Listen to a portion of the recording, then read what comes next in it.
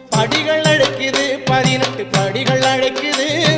படிப்படியா உயரும் வழியை சொல்லி கொடுக்குது படிகள் அழைக்குது 18 படிகள் அழைக்குது படிப்படியா உயரும் வழியை சொல்லி கொடுக்குது கொடி அழைக்குது கொடி மரமும் அழைக்குது